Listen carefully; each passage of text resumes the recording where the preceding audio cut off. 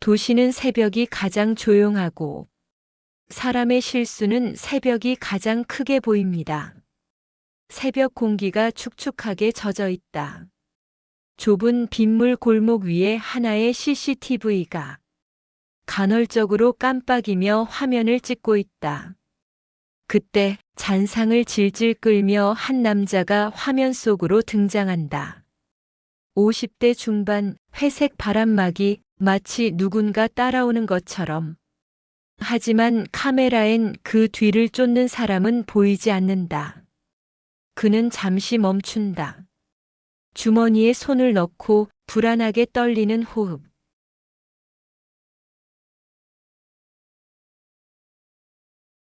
그는 계속 뒤를 본다. 잠시 몸을 웅크린 뒤 다시 걸음을 빨리 한다. 그리고 영상은 끊긴다. 정확히 0.3초 뒤. 햇볕이 겨우 뜨는 시간. 낡은 주택가 골목에서 한 여자가 문을 열고 뛰쳐나온다. 실종자의 딸 민지, 얼굴은 창백하고 손은 떨리고 있다. 민지, 아버지가 없어졌어요. 방도 짐도 모든 게 이상해요. 경찰은 태연하게 묻는다. 평소 문제는 없었습니까? 혹시 스스로 나가신 건 아닐까요? 민지는 울먹이며 고개를 젓는다. 아버지는 절 절대 혼자 두고 안 나가요. 하지만 경찰은 관심을 보이지 않는다. 실종 24시간 이전엔 적극적으로 움직이지 않는다는 규칙. 그 규칙 뒤에 숨어 경찰은 귀찮다는 듯 업무를 정리한다. 민지는 멍하니 서 있을 수밖에 없었다. 그때 뒤쪽에서 담배 연기와 함께 묵직한 목소리가 들린다. 현장은 봤냐? 민지가 돌아보자. 남자 한 명이 벽에 기대 서 있다. 김경석 38세. 전직 강력계 형사. 지금은 사설 탐정 비슷한 일을 하며 경찰이 포기한 사건만 골라 해결한다. 경찰들은 그를 못마땅해 하지만 그는 그들을 신경 쓰지 않는다. 경석은 민지에게 조용히 말한다. 지금 가보죠. 당신 아버지가 사라진 곳. 민지는 마지막 희망을 본 듯 숨을 삼키며 고개를 끄덕인다. 집 안으로 들어서자 경석은 한눈에 상황을 파악한다. 침대는 뒤집혀 있고 옷장은 반쯤 열려 있으며 서랍은 흩어져 있다. 딱 봐도 급히 도망친 흔적처럼 보인다. 하지만 경석은 움직이지 않는다. 그는 방 전체를 가만히 훑어본 뒤 아주 천천히 바닥 쪽으로 시선을 떨어뜨린다. 그리고 조용히 중얼거린다. 이 방은 누가 뒤집은 거지? 민지가 묻는다. 네. 도둑이요? 경석은 고개를 젓는다. 도둑이라면 귀중품이 없어져야 하는데 지갑도 시계도 그대로 있어요. 그는 바닥 모서리에 남은 한 개의 진흙 발자국을 가리킨다. 왼쪽 발 하나. 오른발은 없다. 심지어 발자국 방향도 문 밖으로 나간 형태가 아닌 문으로 들어온 형태. 경석. 사라진 사람이 남기기엔 너무 연출된 발자국이야. 민지는 말문이 막힌다. 경석은 방안을 계속 조사한다. 옷장은 열린 것 같지만 보여지는 부분만 어지러웠다. 안쪽 깊은 곳은 먼지조차 그대로. 경석. 누군가 실종처럼 보이게 꾸민 거야. 그는 더 이상 말하지 않는다. 입술을 깨물 뿐. 경석은 비에 젖은 골목으로 나가 땅을 쭉 훑어본다. 그리고 카메라 한 대를 올려다본다. 경석. 이 카메라 멈춘 시간 4시 13분.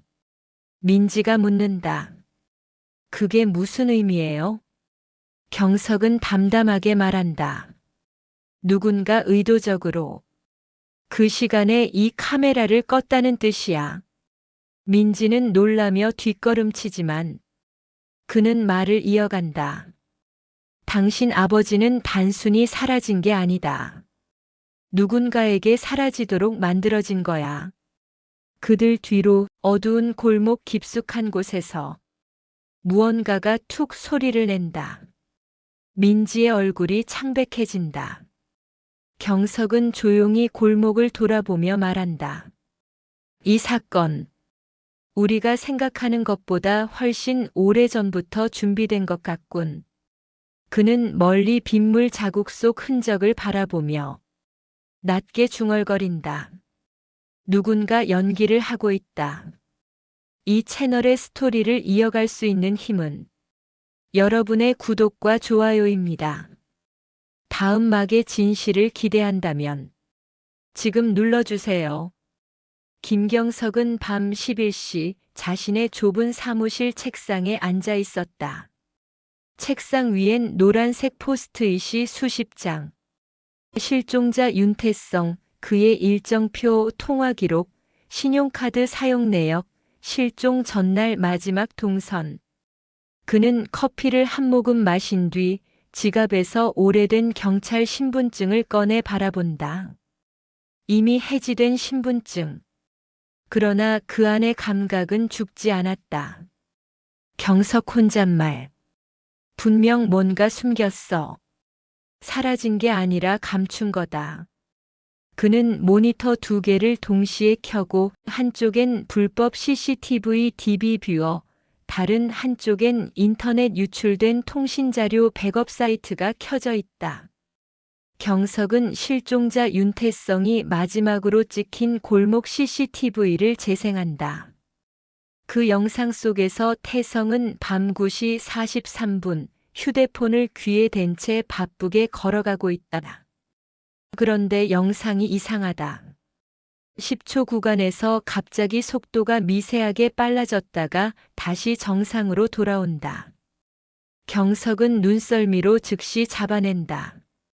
경석, 누가 편집을 했다고? 프레임을 확대해본다. 태성의 그림자가 찌그러지고 발걸음 방향이 자연스럽지 않다. 그는 확신한다. 누군가 CCTV 원본을 손댔다. 다음 날 아침 경석은 태성이 다니던 회사로 찾아간다.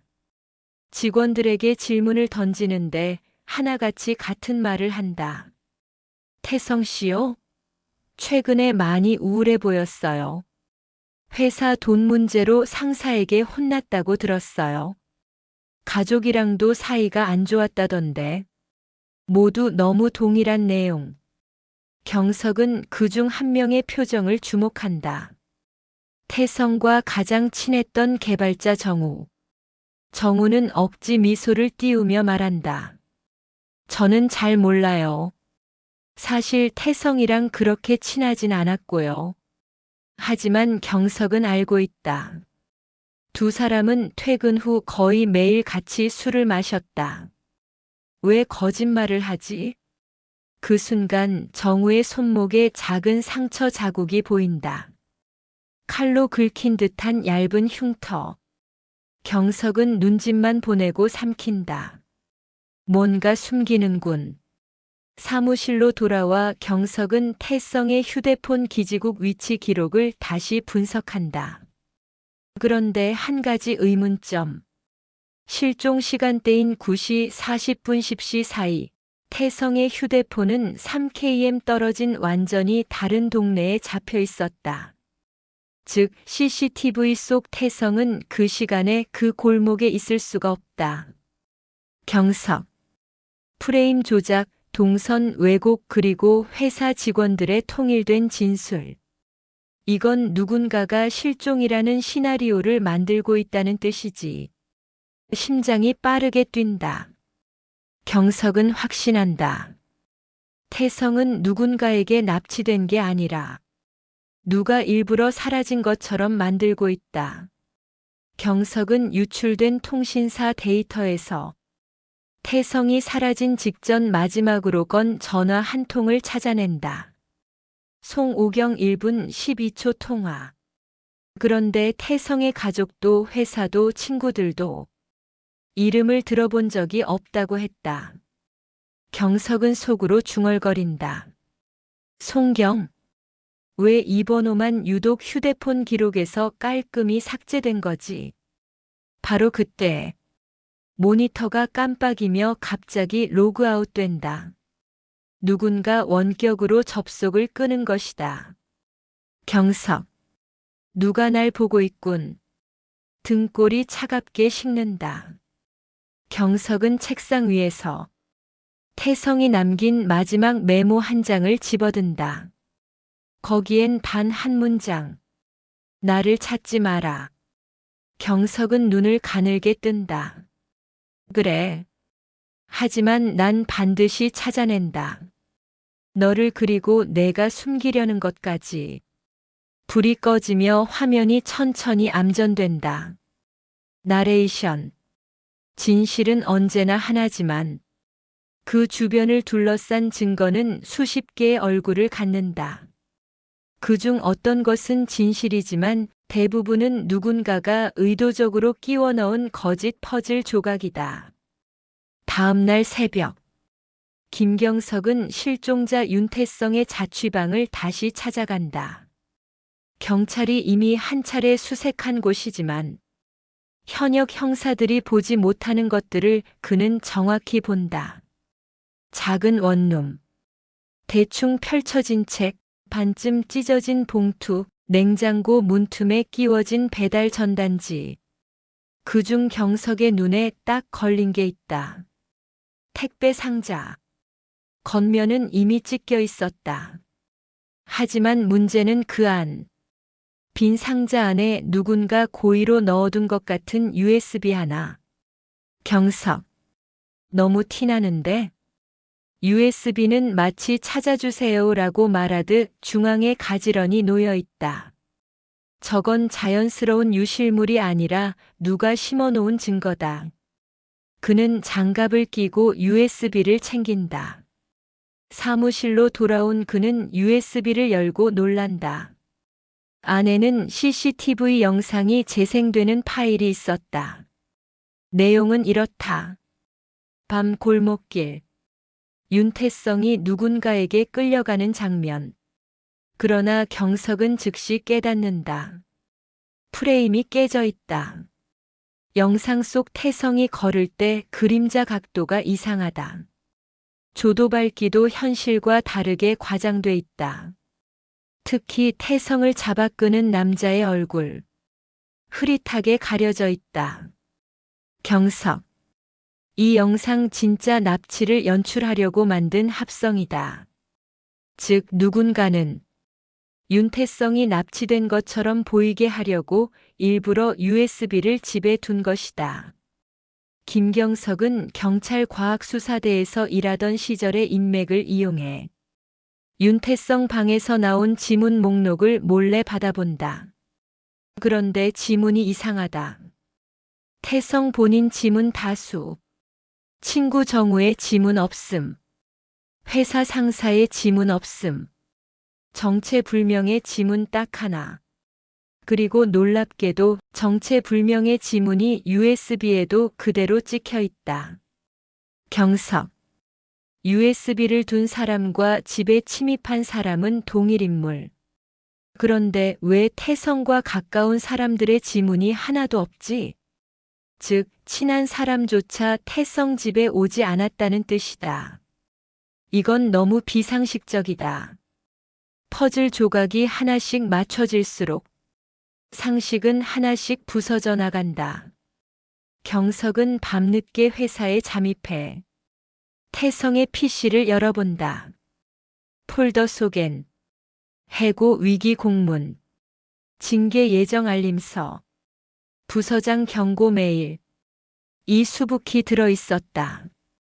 겉보기엔 태성이 회사 문제로 도망갔다는 스토리를 완성하는 증거들.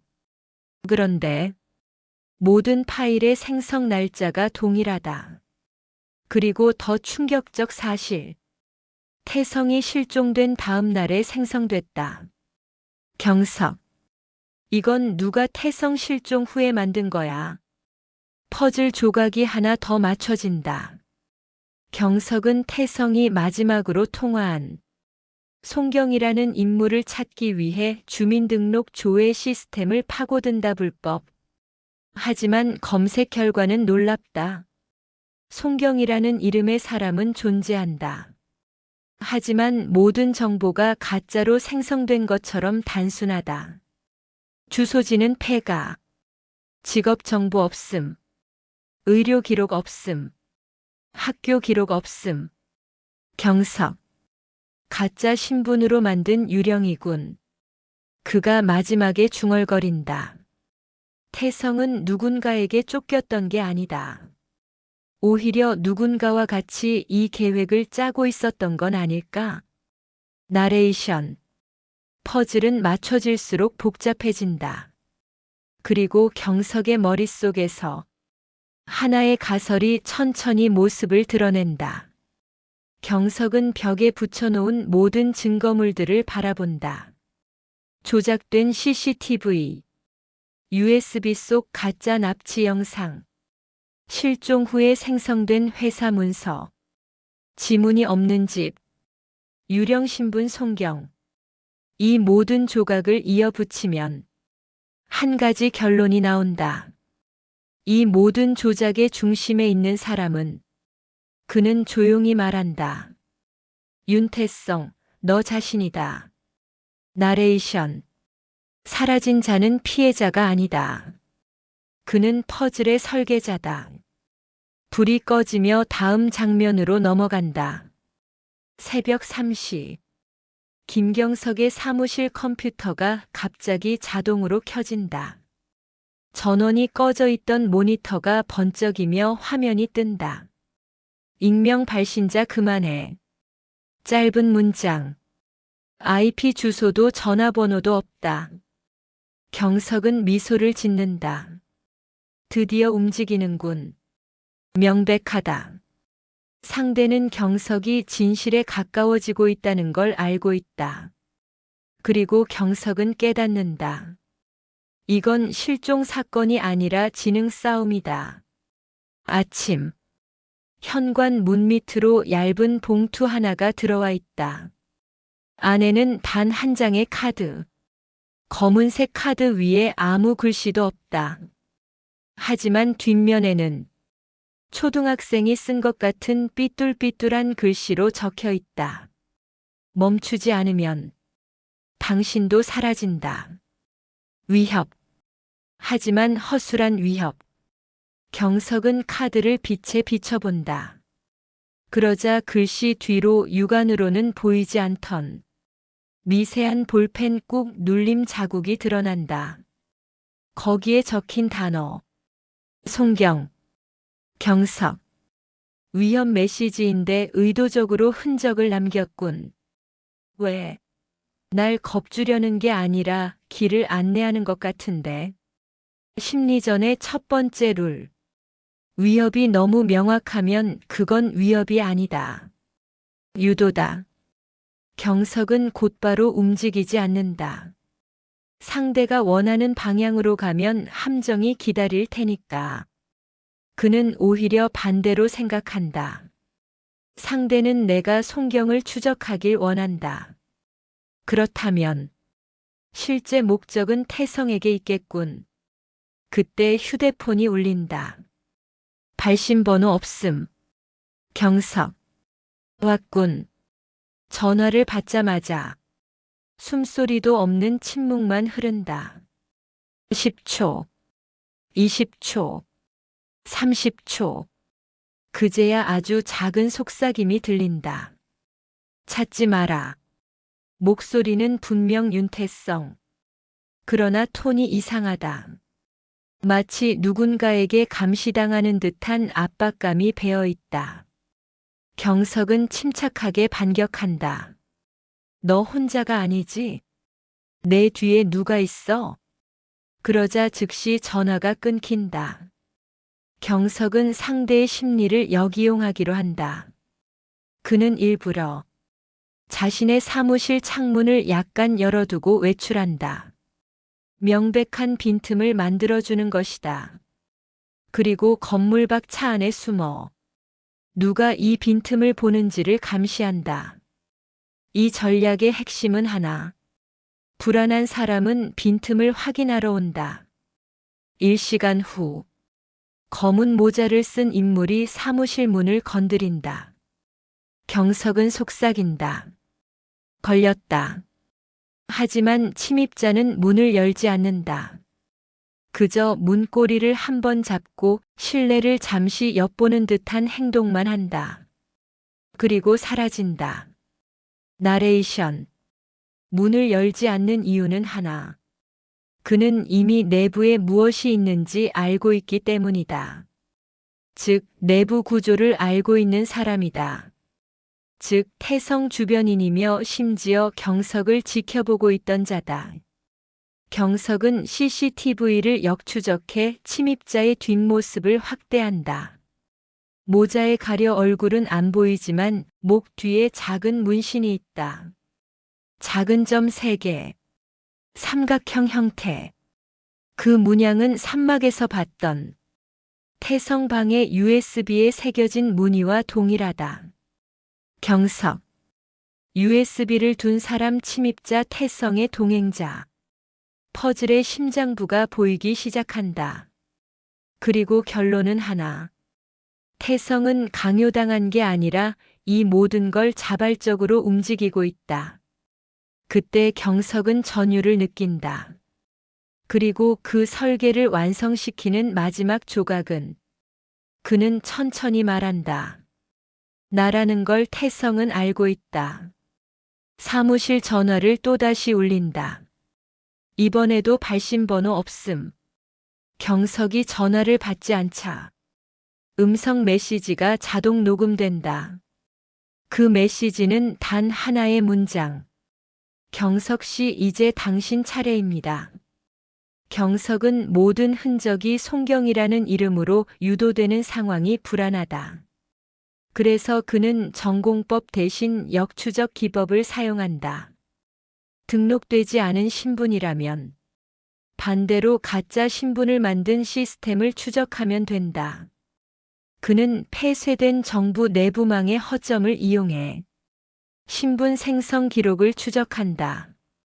수십 개의 가짜 신분이 한꺼번에 발견된다. 그리고 모두 같은 관리자 계정에서 만들어졌다. 관리자 계정의 이름 YTS 데브 3 YTS 연태이 SEONG 경석 속삭임. 넌 사라진 게 아니라 시스템 안에서 살아있었군. 즉, 송경은 타겟이 아니라 태성이 만든 허상이었다. 경석은 다시 USB를 분석한다. 그리고 영상을 역재생하자 외부에서는 볼 수 없던 숨겨진 프레임이 드러난다. 그곳에는 짧게 스쳐 지나가는 글씨 하나. 지켜보고 있다. 하지만 더 충격적인 건 그 다음. USB가 컴퓨터에 꽂혀 있는 동안 백그라운드에서 자동으로 실행되는 플러그인을 발견한다. 내용. 경석의 PC를 실시간으로 모니터링하는 코드. 즉, 경석이 이 사건에 개입하는 순간부터 태성은 그의 모든 움직임을 보고 있었던 것이다. 나레이션. 사라진 자는 피해자가 아니다. 그는 사냥꾼이었다. 새벽 2시. 휴대폰이 다시 울린다. 이번엔 음성이 선명하다. 윤태성의 목소리. 경석 씨, 왜 이렇게 늦게 오셨어요? 경석. 드디어 연락했군. 태성. 제가 사라진 이유 궁금하시죠?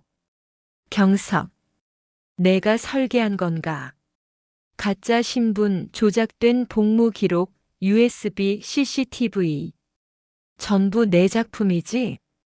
태성은 한참 웃다가 갑자기 음성이 낮아진다.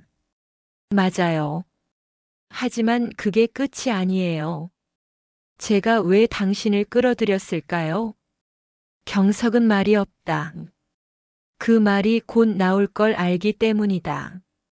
태성. 당신이 가장 예상대로 움직이는 사람이라서요. 그 한 문장이 경석의 심장을 얼어붙게 한다. 태성의 목소리가 이어진다. 당신은 예측하기 쉬워요. 증거가 보이면 파고들고 모순이 생기면 의심하고 난잡한 흔적을 보면 정리하려 하죠. 경석은 이를 악문다. 날 이용하려고 한 거군. 태성. 네. 처음부터 제가 만든 실종 사건의 퍼즐을 당신이 완성해 주길 바랐어요. 제가 직접 움직이면 티가 나니까. 경석. 왜? 태성. 왜냐고요? 이번 사건은 나를 위한 게 아니라 잠시 침묵. 당신을 무너뜨리기 위한 거니까요. 경석. 나를? 태성. 예. 제가 여기까지 온 건 당신 때문이니까. 그때 갑자기 음성이 바뀐다. 누군가 전화기를 가져간 듯한 소리. 그리고 새로운 목소리. 낯익은 남자의 목소리. 정우. 형사님 반갑네요. 경석. 정우? 너였어? 정우. 아니요. 저도 피해자예요. 우린 모두 태성의 과거 때문에 얽혀버렸죠. 정우의 말이 계속된다. 태성은 단순히 사라진 게 아니에요. 복수를 준비한 겁니다. 경석. 누구한테? 정우. 당신에게요.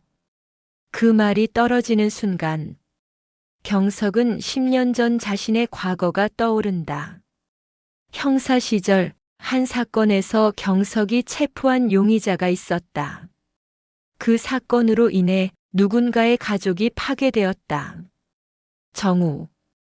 태성은 그때 그 가족의 아들이었어요. 경석은 숨이 멎는다. 정우. 당신 때문에 그의 인생이 무너졌고, 그는 10년 동안 준비했어요.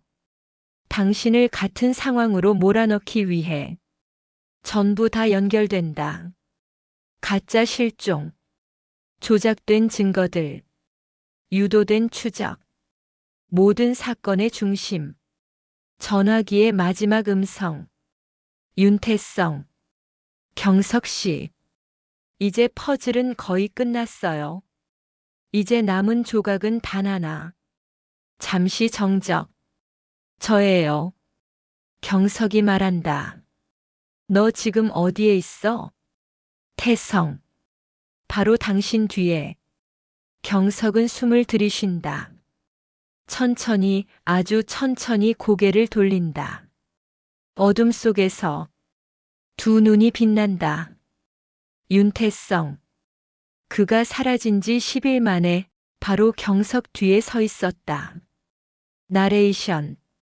무너뜨리기 위한 퍼즐. 추적당한 추적자. 그리고 마침내 실종자가 나타났다.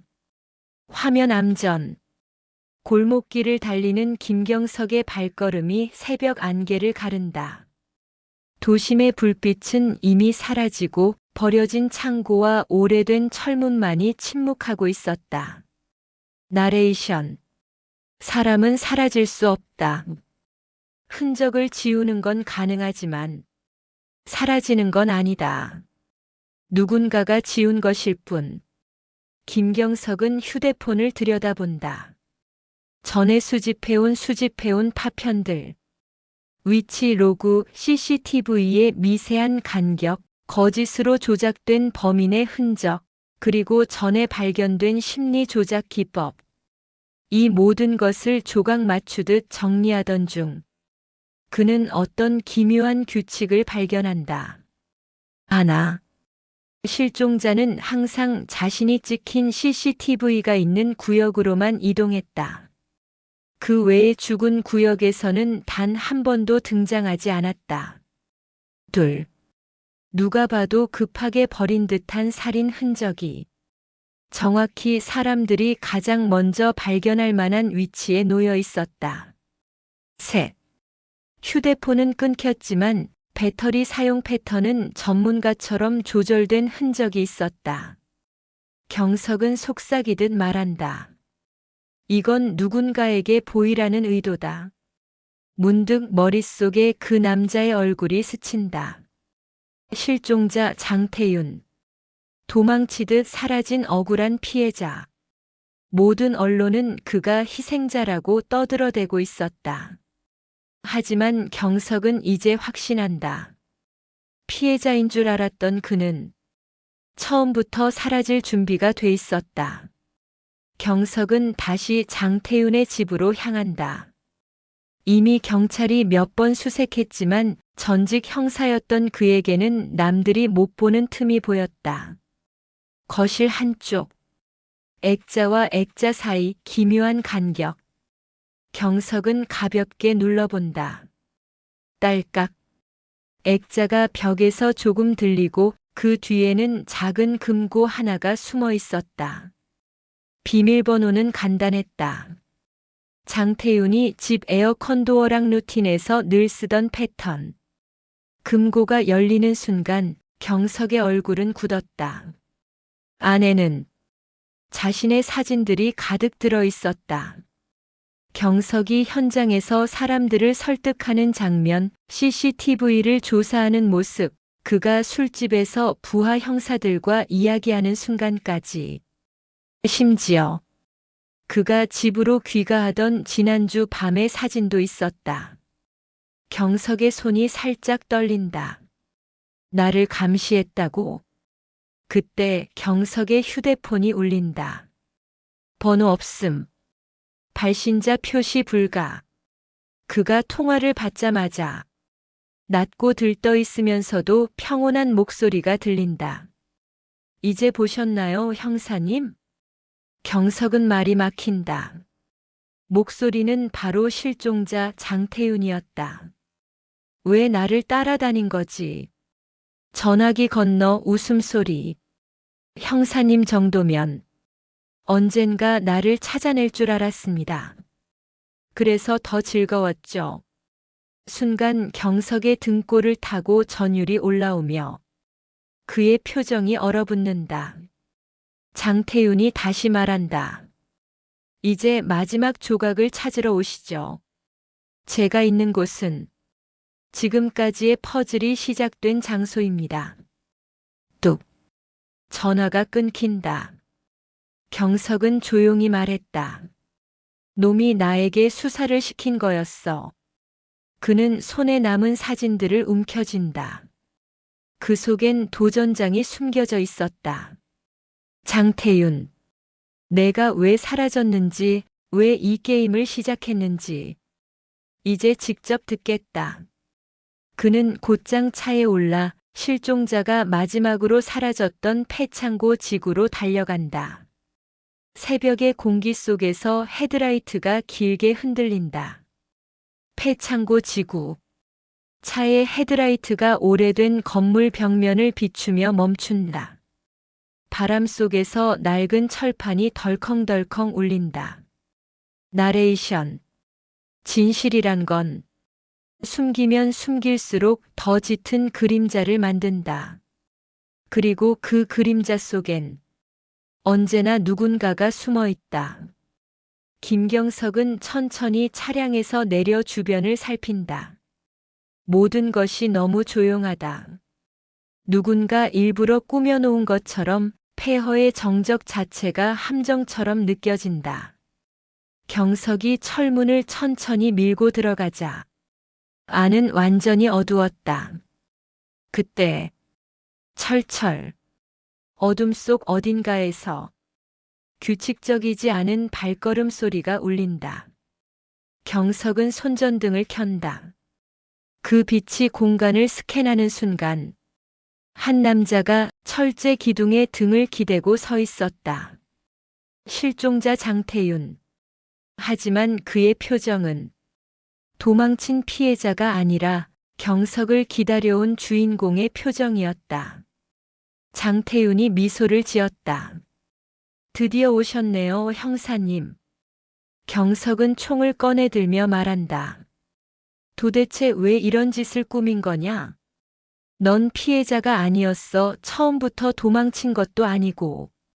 장태윤은 고개를 저으며 걸어온다. 도망친 게 아닙니다. 준비한 겁니다. 경석의 눈빛이 가늘게 좁혀진다. 장태윤. 형사님, 사람들은 진실을 믿지 않습니다. 자극, 추측, 오해 그런 것들은 믿죠. 그래서 제가 사라졌을 때 모두가 믿을 만한 흔적을 남겼을 뿐입니다. 그는 손가락으로 허공을 가리킨다. CCTV에 수상한 사람이 날 따라오는 장면. 휴대폰이 끊기기 직전까지 저를 쫓던 미지의 위치로그. 피 묻은 티셔츠. 그리고 그가 천천히 경석에게 다가오며 말한다. 형사님을 관찰한 기록들. 경석. 내가 나를 왜 추적한 거지? 태윤. 당신을 시험한 겁니다. 장태윤의 미소가 서서히 찢어진다. 난 범죄자를 잡는 형사의 눈을 시험하고 싶었어요. 세상 모든 거짓과 진실을 꿰뚫어 본다던 그 눈을. 경석. 시험? 태윤. 형사님은 경찰이 아니죠. 이제 아무도 당신의 수사 방식을 통제하지 않아요. 당신은 법의 밖에서 뛰는 사냥꾼이죠. 그가 속삭인다. 그래서 최고의 상대를 찾고 싶었습니다. 내가 만든 완벽한 실종 사건을 오직 형사님만이 깨트릴 수 있었으니까. 경석의 얼굴에 첫 번째 경악의 표정이 스친다. 장태윤. 나는 범죄자가 아닙니다. 하지만 피해자도 아니죠. 그는 자신의 가슴을 가리키며 말한다. 난 단지 세상이 어떤 반응을 보일지 알고 싶었어요. 사라진 사람을 찾기 위해. 형사님 같은 사람이 얼마나 멀리 갈 수 있는지. 경찰은 포기했지만 당신은 끝까지 왔죠. 그의 음성이 낮게 가라앉는다. 그리고 이 과정을 모두 찍었습니다. 그 말과 동시에 천장 위에서 딱 하는 소리와 함께 카메라 여러 대가 동시에 켜진다. 빨간 불빛들이 경석을 향해 반짝인다. 손전등을 쥔 손에 힘이 들어간다. 그는 이를 갈며 말한다. 내 수사를 내 장난감처럼 이용했다는 거냐? 태윤은 한 발 뒤로 물러서며 웃는다. 아니요, 형사님. 당신이야말로 나의 작품을 완성한 공동 작가입니다. 그 순간 경석은 총을 들어 천장 카메라 하나를 쾅 쏴서 부쉈다. 장태윤이 웃음을 멈춘다. 경석. 게임은 여기까지다. 총성이 지나간 뒤에도 창고 안에는 여전히 적막이 감돌았다. 장태윤이 낮은 속삭임으로 말한다. 그럼 마지막 질문을 드리죠, 형사님. 당신은 진실을 밝히러 여기에 온 겁니까? 아니면 그가 한 걸음 다가온다. 나 같은 괴물을 심판하러 온 겁니까? 경석의 눈빛이 흔들리며 창고 안 부서진 카메라 조각이 바닥에 흩어지고 두 남자의 숨소리만이 거칠게 메아리친다. 김경석은 총을 쥐고 한 발짝도 물러서지 않는다. 실종자 장태윤은 여전히 침착하다. 오히려 상황을 주도하는 사람처럼 보인다. 태윤. 형사님. 정말로 궁금하지 않습니까? 경석. 뭐가? 태윤. 왜 제가 형사님을 관찰했는지, 왜 당신만 이 사건을 끝까지 파고들었는지. 경석이 총구를 더 가까이 들이댄다. 태윤은 천천히 미소를 짓는다. 이 사건의 실종자는 저도 형사님도 아닙니다. 창고 한가운데 태윤은 옆에 있는 오래된 스위치를 올린다. 쩌걱. 천장에 매달린 스크린이 내려오고 낡은 프로젝터가 돌아가기 시작한다. 화면 속에는 경석 자신이 나온다. 그는 어떤 방 안에서 홀로 유리창을 노려보며 중얼거린다. 왜 아무도 못 찾는 거지? 내가 대체 뭘 놓친 거야? 그리고 벽에는 경석이 직접 적어놓은 사건 타임라인, 피해자 사진, 그리고 범인이라고 적힌 자신의 얼굴. 경석의 표정이 굳는다. 장태윤이 말한다. 형사님이 쫓고 있던 범인은 형사님 자신이었습니다. 경석. 무슨 소리야? 태윤. 형사님은 오랜 잠복과 트라우마로 인해 기억이 끊기기 시작했습니다. 특히 3년 전 형사님이 한 아이의 납치 사건에서 실패했던 그날 이후 경석의 손이 떨린다. 태윤. 당신은 매일 밤 자신을 몰래 뒤쫓았습니다. 스스로를 감시하고 스스로를 의심하고 스스로에게 함정까지 만들었죠. 그가 화면을 가리킨다. 여기 보세요. 영상에서는 경석이 새벽에 혼자 피 묻은 티셔츠를 쓰레기 봉투에 넣는 모습이 나온다. 경석. 내가 저기서 뭐 하는 거지? 태윤. 그 티셔츠는 내 연출이었습니다. 당신이 스스로에게 남긴 가짜 범죄 증거. 기억이 끊긴 상태에서 누가 했는지 모르는 흔적을 발견하면 다시 스스로를 추적하기 위해서 경석의 머리는 복잡하게 흔들린다. 경석 격앙된 목소리. 그럼 너는 대체 뭐야? 왜 날 감시했지? 태윤은 표정을 누그러뜨린다. 저는 형사님이 상담받던 행동 분석 전문가입니다. 경석. 뭐? 태윤. 경찰 내부 심리조사팀. 당신의 기억 이상과 강박적 수사 행동을 수개월간 추적해왔죠. 그는 크게 숨을 들이쉰다. 하지만 상황은 점점 더 악화됐습니다. 그래서 제가 실종된 것처럼 꾸며 당신의 행동 패턴을 끝까지 관찰한 겁니다. 그 말이 끝나는 순간 경석의 머릿속을 번개처럼 과거 장면들이 스쳐 지나간다. 쓰레기 봉투를 들고 밤에 나가던 자신, 스스로를 감시하는 CCTV 설치, 벽에 붙인 자신의 사진들, 상담실에서 태윤이 요즘 기억이 끊기십니까? 라며 묻던 장면, 모든 퍼즐 조각이 거꾸로 맞춰지는 듯한 느낌. 경석은 속삭인다. 내가 나를 쫓고 있었던 거냐? 태윤. 네. 형사님은 자신을 잃어가고 있었습니다. 장태윤이 경석에게 다가온다. 형사님, 이제 끝내시죠. 당신은 범죄자가 아닙니다. 단지 고통 속에서 길을 잃었을 뿐. 경석의 눈빛은 흔들리고 총구는 아래로 떨군다. 그 순간 철컥. 경석의 허리에 차있던 녹음기가 스스로 켜지며 경석의 음성이 재생된다. 내가 범인이 맞다. 이 진실을 누군가가 제일 먼저 듣게 될 거야. 경석은 경악한다. 태윤은 눈을 크게 뜬다. 태윤이 속삭인다. 형사님이 스스로를 범인이라고 말한 이유 기억나십니까? 경석. 아니. 태윤. 형사님은 단지 자책한 게 아닙니다. 당신은 진짜로 무엇인가를 숨기고 있었어요. 그 순간 영상이 바뀐다.